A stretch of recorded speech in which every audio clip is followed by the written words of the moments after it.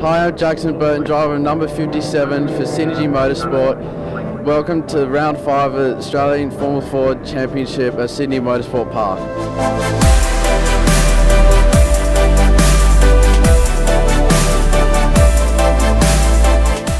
The National Formula Ford paddock was abuzz with speculation as the series headed to Sydney Motorsport Park for the penultimate round of 2017. After his win at Queensland Raceway, BF Racing's Cameron Shields was full of confidence. It was really amazing. It was come away with the round win there at QR. It was awesome feeling. We had a few issues throughout the season so far, but we made some changes before that round and certainly was a big improvement. So been out there for one session this morning so far and had a lot of pace, so hopefully that carries on throughout the weekend and we come home with another round win. Returning to Formula Ford was Jake Donaldson, driving a Spectrum with technical assistance from Justin Cotter's Synergy Motorsport operation. Yeah, it's been pretty good so far. We've picked up a lot of pace, in the first couple of months of coming back into the car, which is always a good start. Justin's been helping us out a fair bit. So, I think it should be good, close to the end of the year, hopefully running up the front. Oh, of course, these guys have a lot of experience. They're probably at the top of their game right now in Formula Ford. So, just to get a good result will give me an indication of how good these guys are, how hard I have to push to try and, get to the front guys. So, yeah, it should be good this weekend. Also in the spotlight was the battle for National Formula Ford 1600 honours, with just 4 points separating Tim Hamilton and Mitch Madron heading into the third and final round of the Kent Class Series. Yeah, hopefully no dilemmas here and just keep our heads forward and hopefully it all goes well. I do think we have the pace this weekend. It's more flowing track, so he's been quicker on the stop-go tracks, but being more open and flying, it's going to keep the field a bit more close together, and yeah, it's going to be down to who finishes in the racing. Like with 10 Kent cars, who finishes in front over the weekend is going to get it. Finally, question to both of you: who's going to win this weekend out of you two? Hey, of course. Obviously. No brainer. The weekend would be contested by a massive 31-car grid, equalling the biggest field size of the year. With so many cars, traffic management for qualifying proved critical, and with the Yokohama tyres subjected to strenuous loads through Sydney Motorsport Park's high-speed corners, drivers really needed to nail their best lap early in the session. Doing this better than anyone was Sonic Motor Racing pilot Hunter McElrea, the Kiwi becoming the first driver to score a pole position double in 2017. Yeah, it was really good. Really good to get another pole. Qualifying's been pretty strong this year.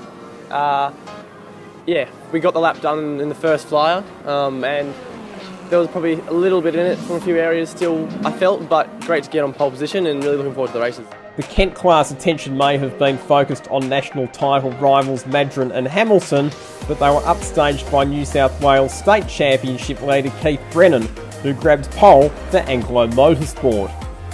Yeah, thanks Lachlan. It was very unexpected. With 2 spins during the qualifying, I honestly thought I had no chance. And very surprisingly, we all did our fastest laps in the first 3 laps of the session.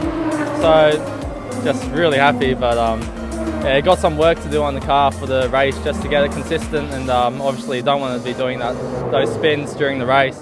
Max Vito made it an all-Sonic front row. Lachlan Manif qualified a sensational third for his National Series debut, while Cameron Shields was one of 13 drivers with lap times disallowed for exceeding track limits. New South Wales state runner Josh Benn also out-qualified the national contenders, joining his Anglo Motorsport teammate on the front row, while Mark Lowing was the best of the historic runners in his Van Diemen. In race 1, Cooper Murray and Cameron Shields both made strong starts, while Max Vito jumped his teammate Hunter McElrea to take the early lead.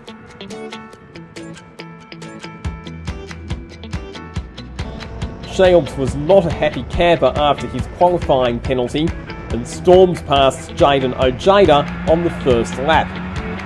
The mid-pack was a typically busy place to be, Jackson Burton and Ben Reichstein battling for position just outside the top 10. Driving the distinctive Liztech Formula Ford, James Burge made a move on West Australian rookie Bart Horston at turn 15, but was repassed by Horston along with Donaldson. Out the front, McElrea relieved Vito of the lead as Shields closed in on the dicing Sonic cars and Hamish Riverets locked up into turn 2. Harry Jones was moving forward after qualifying outside the top 10, while Shields passed Vito for second with a textbook move at turn 2.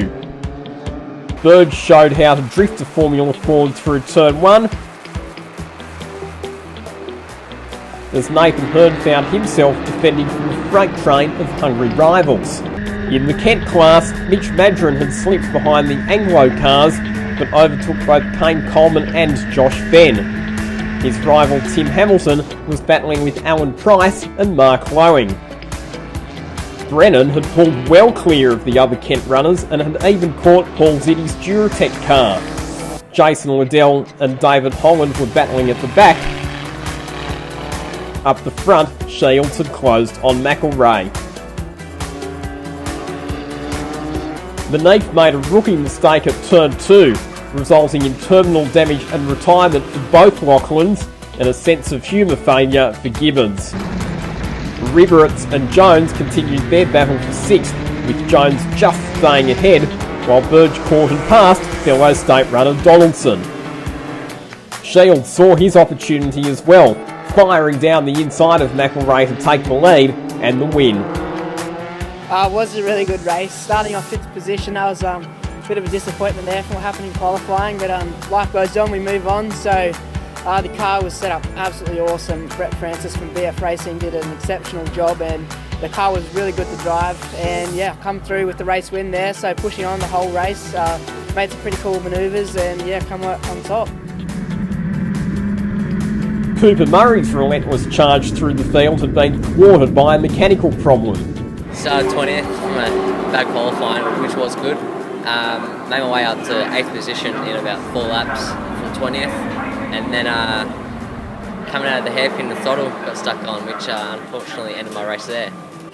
How was the car up to that point? Yeah, it was definitely very good. We changed a few things from qualifying, which made it better, and yeah, hopefully we can make a few more tweaks today and get it even better again. How has it been having Greg Woodrow supporting your racing for the last couple of rounds? He's definitely got a lot of experience behind him. Been in the sport for a long time. Gave me a few pointers about the car, and yeah, it's good. The action resumed in race 2 with Shields on pole ahead of McElrea. Nathan Hearn was very fortunate not to be collected from behind after stalling on the grid. Making a much better start was Vito, who powered from 3rd on the grid to take the lead by turn 1. Further down the order, the recovering Gibbons also made a flying getaway. Vito's turn in the lead didn't last long, Shields overtaking him on the first lap, and things became even worse for the series leader when he spun at the final corner, falling to 14th and losing his chance to wrap up the title. Hearn was faced with hard work to make up all the places he lost at the start, but the Lismore driver put his head down and concentrated on overtaking one car at a time. Also fighting hard was Cooper Murray, who started rear of grid after his race 1 retirement. Following their first race collision, Gibbons and Beneath were 2 others on the comeback trail, this time staying well away from one another. In the Kent class, Madron had taken the lead away from Brennan, and both drivers were again enjoying a dice with Zitty. They pulled away from Ben, who had Coleman and Lowing for company. Brennan eventually took the Kent lead with a committed move on Madron through turn 1. Every position gained was important for Vito in the context of the championship, the South Aussie doing well to recover to 5th. Despite sustained pressure from McElrea and Ojeda, Shields held on for another race victory. Yeah, that time there, starting off 1st position was certainly an advantage over 5th place. Had a really good start, I thought. Got going from Hunter, was on 2nd. Next thing I look in my mirror and Max slotted up the inside into turn 1, so that was a bit of a battle that went on for the first lap, and then he ended up dropping off, so gave me a bit of a lead, but yeah, towards the last lap there, Hunter was certainly right on me. At this stage, the car's feeling really good. Certainly Sonic have found some pace now, and I'm not even sure they probably were faster that time. So yeah, now we're just going to go through some data, have a look over some stuff, and try and see what we can improve. Heading into race 3, Shields was aiming to become the first driver to take a clean sweep of victories this season. He beat McElrea off the line, while Vito moved up to third with an attacking first lap before the safety car was deployed. The race ultimately finished under yellow, giving Shields his 5th win from the last 6 National Formula Ford races. McElrea and Vito were 2nd and 3rd in both the race and the overall round results. So Max Vito 3rd overall for the round. Didn't quite wrap up the championship this weekend, but the good news is you've still got a good points lead heading into Phillip Island. Your overall thoughts on the weekend? Yeah, it's been a bit different. Bit of a mistake in race 2, but we'll push on from that. We've still got good points in for the lead, so the plan was just to keep the gap, and we've basically done it, so yeah, it's good. Heading to Phillip Island, thoughts, how are you going to approach that weekend? About the same that we approached this one, just race by race and finish the championship off hopefully. So, Hunter McElrea, congratulations, 2nd overall for the round with 3 second place finishes. Bit of an anti-climax though in that last race. Yeah, it was a little bit disappointing.